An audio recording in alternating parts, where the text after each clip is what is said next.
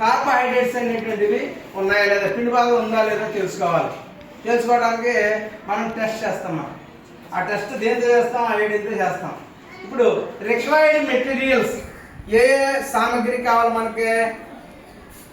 Glass, measurement jar లేదా jar, తర్వాత Petri dish, తర్వాత చెప్పాలి స్పిరిట్ ల్యాంప్, తర్వాత టెస్ట్ ట్యూబ్. ఏంటిది?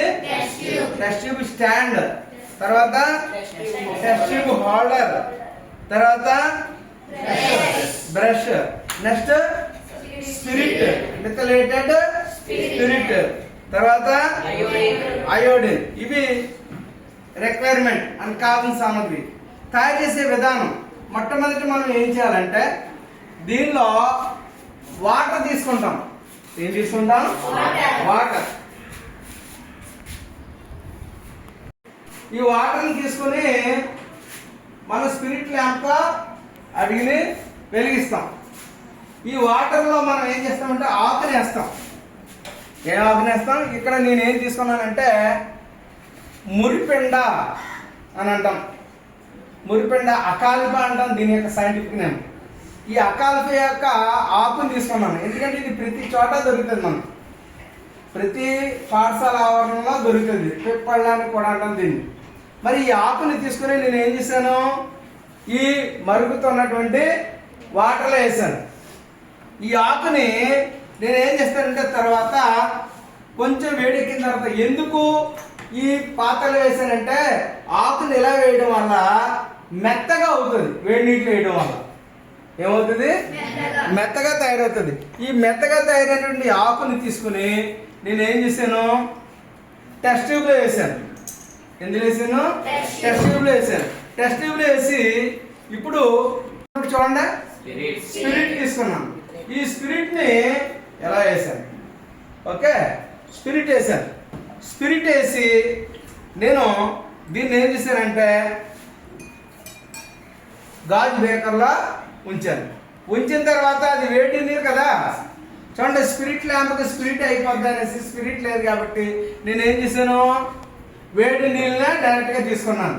ఓకే, ఇప్పుడు జాగ్రత్తగా అబ్జర్వ్ చేయండి.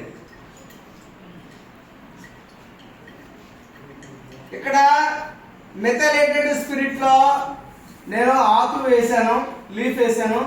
లీఫ్ వేసి జాగ్రత్తగా వేడి చేస్తున్నాను.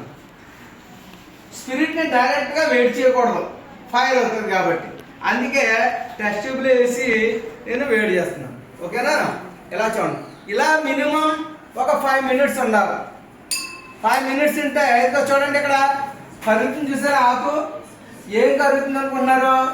ఈ మిథైలేటెడ్ స్పిరిట్ లో ఏం కరుగుతుందంటే క్లోరోఫిల్ కరిగిపోతుంది. ఆకుకు క్లోరోఫిల్ ఉంటుంది కదా, ఆహారం తయారు చేసేటువంటి భాగం పదార్థం. ఆ క్లోరోఫిల్ అనేటువంటి ఫ్యాక్టర్ కరిగిపోతుంది. చూడండి జాగ్రత్తగా ఎలా కరుగుతుందో అబ్జర్వ్ చేయండి. జాగ్రత్తగా పరిశీలించండి ఇదంతా. దీనికి ఉన్నటువంటి క్లోరోఫిల్ కరిగిపోయిన తర్వాత ఇది ఏ కలర్లోకి మారిందో మీరు చూసి జాగ్రత్తగా చెప్పాలి. జాగ్రత్తగా చూడండి.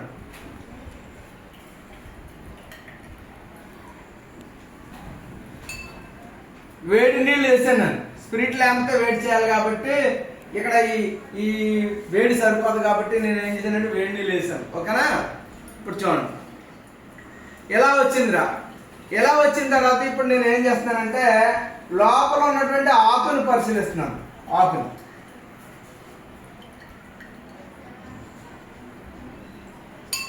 జాగ్రత్తగా బాగా కరిగింది కదా. ఇక్కడ దేంట్లో కరిగించాం? మిథైలేటెడ్ స్పిరిట్ లో కరిగించాం. మిథైలేటెడ్ స్పిరిట్ లో కరిగించడంలో ఏమైంది? ఏం కరిగింది? ఇందులో ఆకులో ఉన్న క్లోరోఫిల్ డిజాల్వ్ అయింది. కరెక్ట్ అనమాట? డిజాల్వ్ అయిపోయింది. ఈ డిజాల్వ్ అయిపోయిన తర్వాత ఆకు ఏ కలర్ లోకి వచ్చింది? ఏ కలర్ లోకి వచ్చింది? ఇదిగో చూడండి.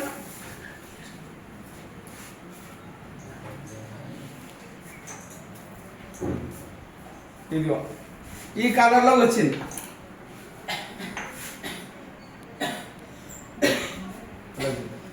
ఇదిగో ఈ కలర్ లోకి వచ్చింది. వచ్చిందా లేదా? వైట్ కలర్లోకి ఎలా వచ్చింది. ఈ వైట్ కలర్లో వచ్చినటువంటి ఆకుని మనం కొద్దిగా వేడి నీటిలో ముంచి అప్పుడు బయటికి తీసి అప్పుడు మనం ఏం చేయాలి,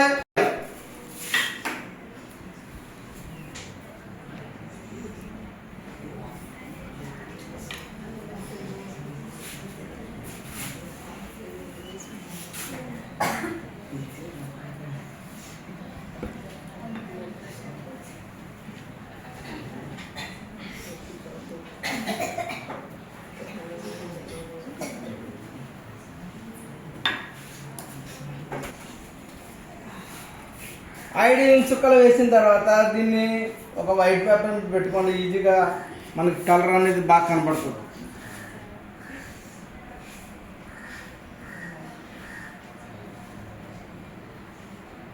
చూడండి ఎలా షేడ్ మారుతుందో జాగ్రత్త అబ్జర్వ్ చేయండి.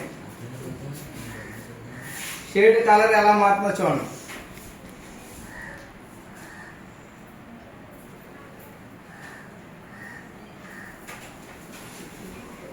డిఫరెన్స్ కనపడుతుందా లేదా? ఐడియన్ చుక్కలు వేసినప్పుడు ఏ కలర్ లో మారింది? Blue black.